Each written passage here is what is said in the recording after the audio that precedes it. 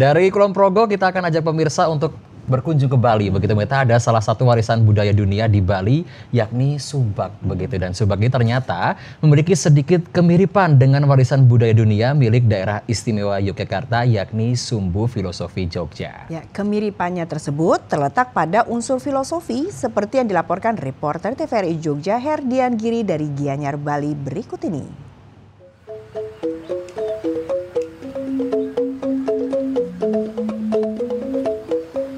Sistem pengairan pertanian di Bali Subak ditetapkan menjadi warisan budaya dunia oleh UNESCO jauh lebih dulu dibandingkan Sumbu Filosofi Jogja, yakni pada 29 Juni 2012 dalam sidang penetapan di Rusia.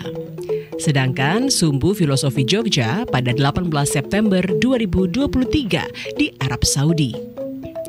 Subak menjadi organisasi sosial dan keagamaan yang mengatur pengelolaan air sawah secara adil dan harmonis sejak abad ke-10.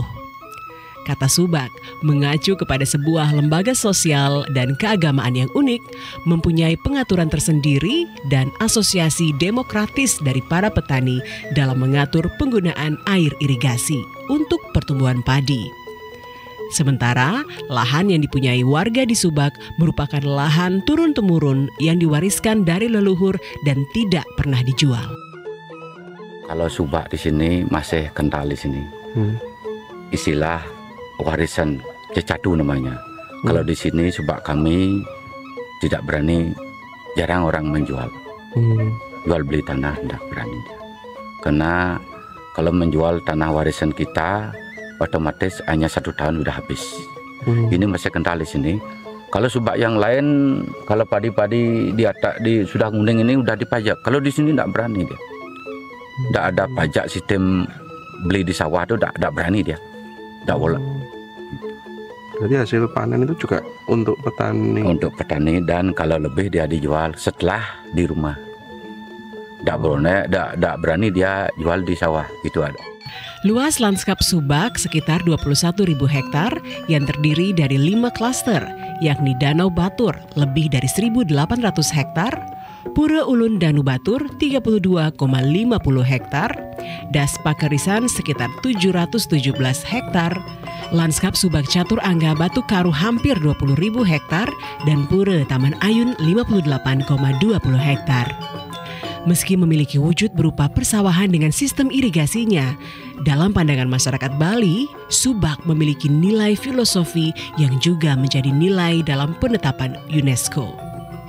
Subak adalah cerminan langsung dari filosofi dalam agama Hindu Trihita Karana atau 3 penyebab kebaikan, yaitu harmonisasi antara individu dengan alam semangat atau parahyangan, dunia manusia atau pawongan, dan alam atau palemahan.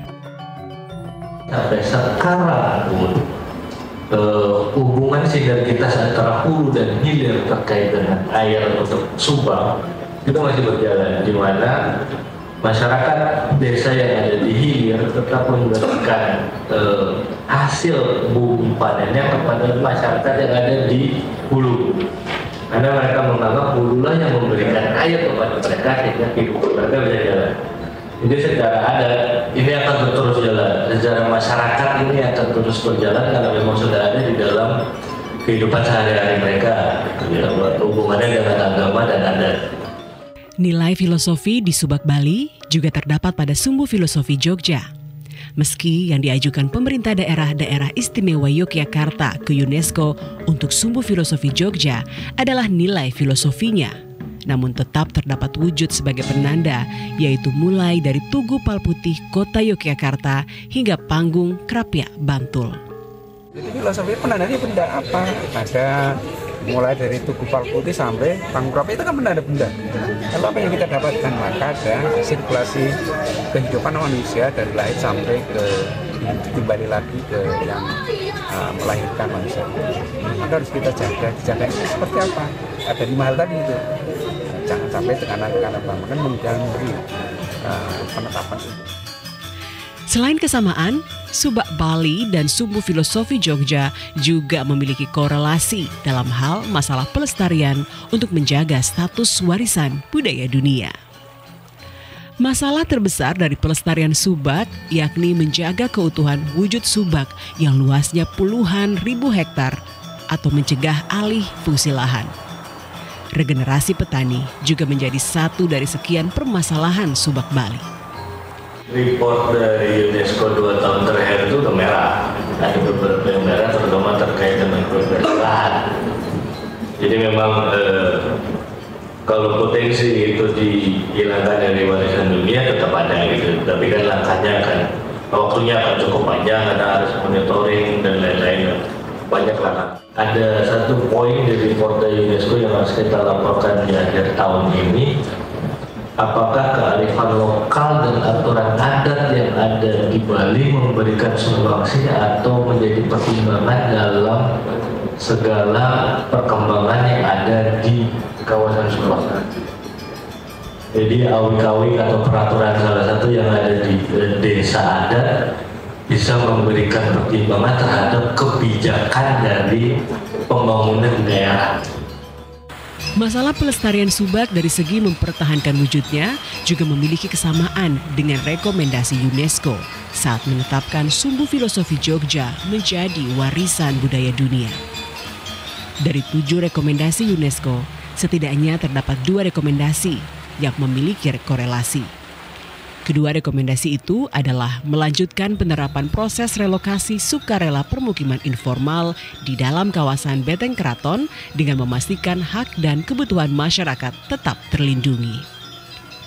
Jadi datang ke Sumbu Filosofi itu tidak melihat, tapi harus bisa menikmati. Nek lo, tunggu tekan panggung kerapnya, pelaku 2 jam sama geraknya untuk apa tuh ini dari warisan dunia. Gitu? Nah kalau kita menikmati beda. Sebenarnya itu ya, kemudian laundry laku, hotel laku, mau redon, mau redon laku, ya kan? Terus turun jahit laku, transport laku, seterusnya kan rentetan banyak. Satu kuliner menghidupi berapa orang, seterusnya. Kemudian pentas-pentas tradisional juga muncul. Itu yang diharapkan begitu. Sehingga yang berikut yang dijual apa? Bukan harga tapi value. Kalau value apa yang dijual? Brand. Rekomendasi lain yang memiliki korelasi antara Subak Bali dengan Sumbu Filosofi Jogja adalah mempertahankan moratorium pembangunan hotel dan memastikan pelaksanaannya di zona penyangga sembari menyelesaikan kajian daya dukung dan membuat peraturan khusus secara permanen akan mencegah pembangunan gedung-gedung tinggi.